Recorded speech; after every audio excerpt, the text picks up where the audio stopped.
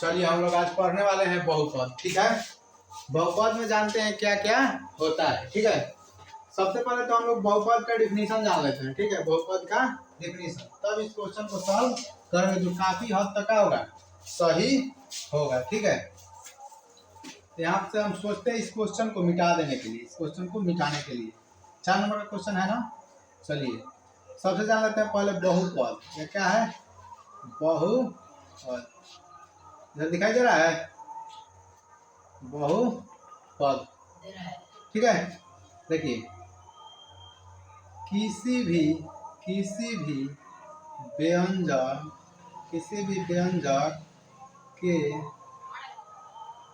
चर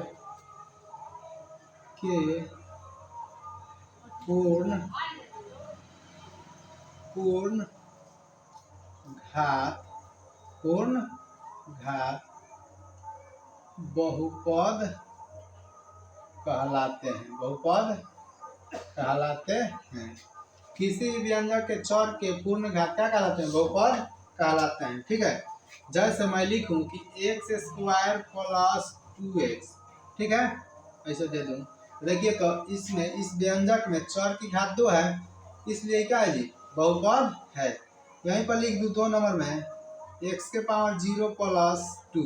तो देखिए तो यहाँ 0 है तो बहुपद की घात पूर्ण संख्या है कि नहीं? पूर्ण संख्या किसे कहते हैं? तो वैसी पूर्ण संख्या प्रकृत संख्या के परिवार में शून्य मिला देने से क्या बनता है? पूर्ण संख्या बनता है, जो 0 1 2 3 4 से स्टार्ट होता है। ठीक है, यह समझ गए आप। उसके बाद आप क्या पढ़ सकते हैं?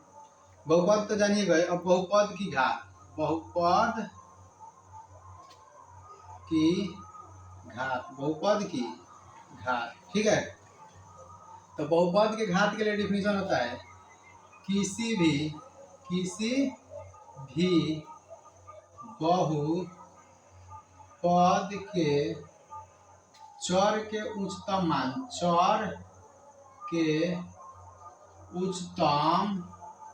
मान बहुपद की घात कहलाते हैं। बहुपद की घात कहलाते हैं। बहुपद की घात कहलाते हैं। देखिए बाबू, अगर जैसे में आप लोगों से हम बोल दे, जैसे यहाँ पर क्या लिखे, जैसे बोले कि x² प्लस 2x प्लस 3, इसमें पूछे कि बहुपद की हाईएस्ट घात क्या है? तो 2 है, क्या है? बहुपद की घात है। जैसे पूछ दूं कि x⁴ plus 3x³ plus 2x² plus 3x plus 5। अब पूछे कि इस बहुपद में सबसे बड़ी घात क्या है? तो क्या है? 4 है ना, तो हो गया बहुपद की घात 4।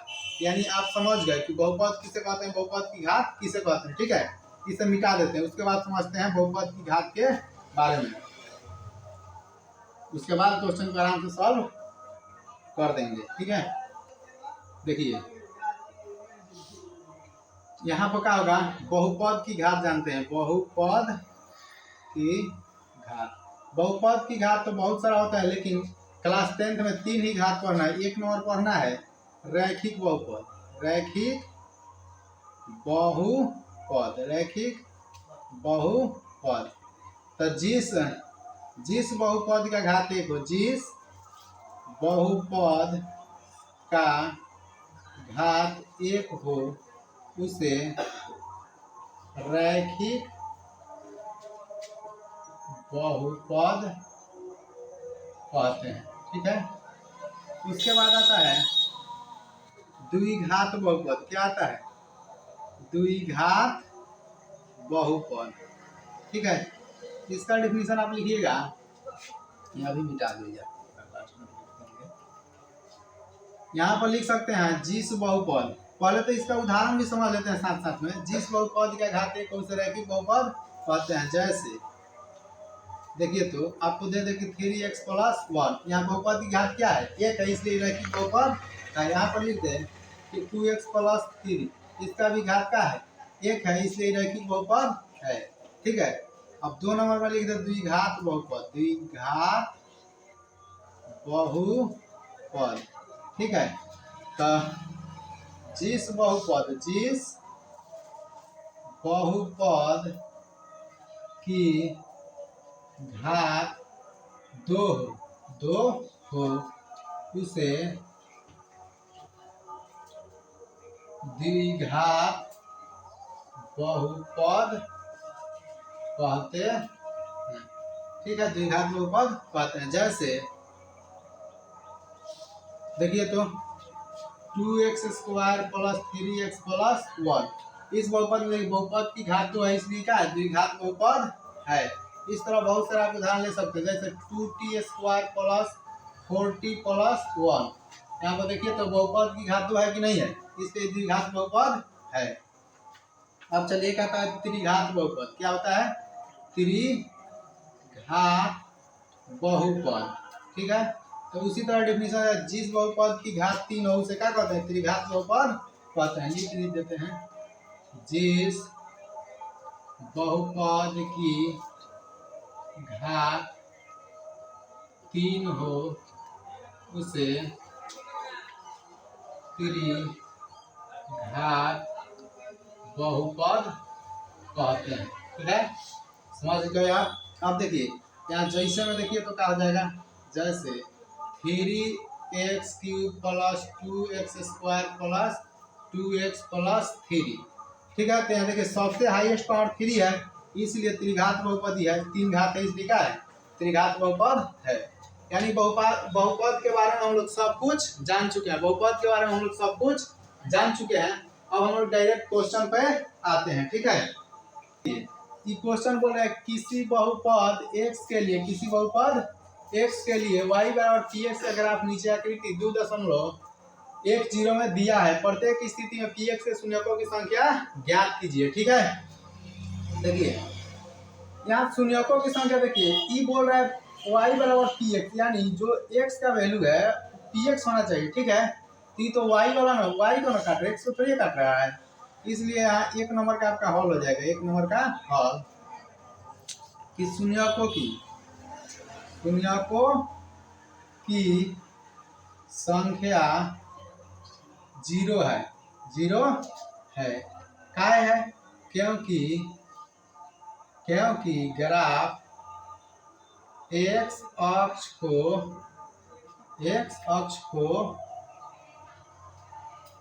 प्रतिच्छेद नहीं करता है।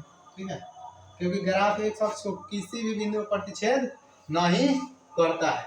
2 नंबर का देखिए, 2 नंबर का क्वेश्चन कुछ इस तरह से है ऐसे है। ठीक है जी, तो चलिए 2 नंबर का आंसर लिख देते हैं। 2 नंबर का आंसर देखिए, यहाँ पर शून्यकों की संख्या 1 है, क्या है, 1 है। काहे है, क्योंकि ग्राफ x अक्ष को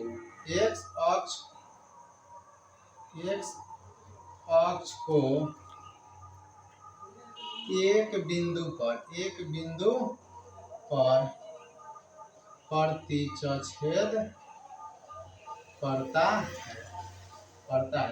समझिए, यहाँ ग्राफ जो x अक्ष है, y अक्ष है। ठीक है, x अक्ष को भुज बोलते हैं, y अक्ष को कोटि बोलते हैं। तो जो x अक्ष है, इसको ये जो लाइन है एक बिंदु पर ही प्रतिच्छेद कर रहा है, इसलिए शून्यकों की संख्या 1 ही होगा। इसलिए शून्यकों की संख्या 1 ही होगा। अब यहाँ 3 नंबर देखते हैं। ठीक है, 3 नंबर का हल देख लेते हैं। देखिए ग्राफ x अक्ष को कितने बिंदु पर काट रहा है, तो 1 2 3, y डैश, x और x डैश। ठीक है, यहाँ पर लिखिए शून्यकों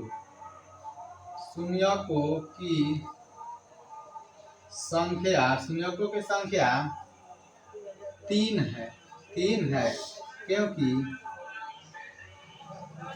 आप x अक्ष को 3 बिंदुओं पर प्रतिच्छेद करता है। ठीक है, अब 4 नंबर यहाँ पे हो गया आपका। 3 नंबर क्लियर हो गया। अब 4 नंबर देखते हैं। क्वेश्चन नंबर 4 दिया है आपका तो लिख देते हैं, किताब है मेरे पास YY डैश। ठीक है, ये कुछ इस तरह से दिया है। देखिए कि ग्राफ एक अक्ष को दो ही बिंदु पर प्रतिच्छेद कर रहा है। तो नीचे लिखिएगा हॉल में लिखिएगा शून्य को की संख्या 2 है क्योंकि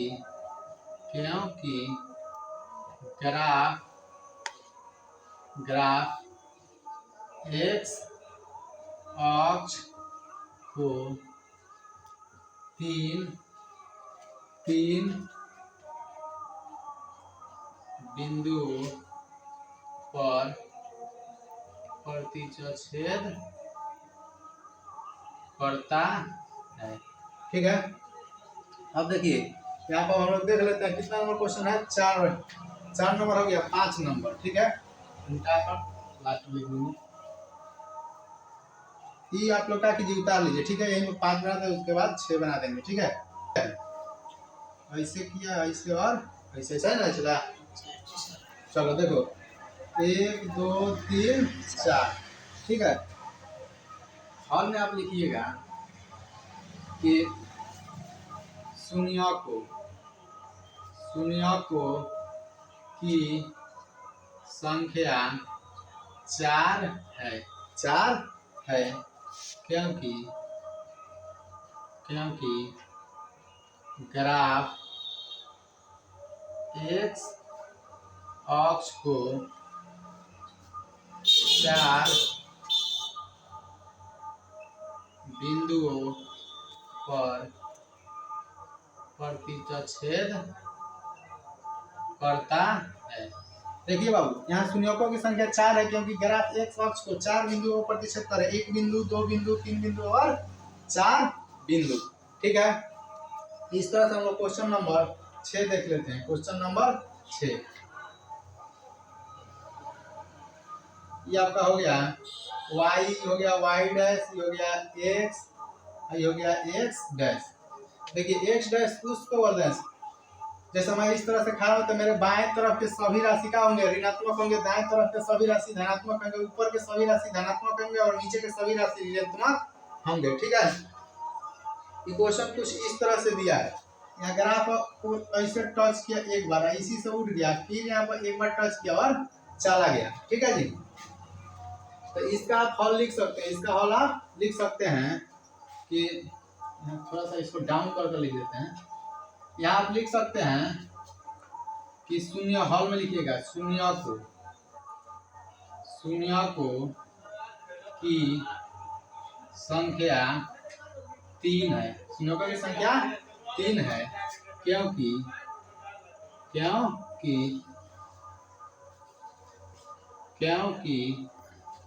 ग्राफ एक्स अक्ष को, देखिए तो एक यहाँ पर टच नीचे ना किया, ऊपर चल गया, तो 2 यहाँ पर 3। शून्यकों की संख्या 3 है क्योंकि ग्राफ एक्स अक्ष को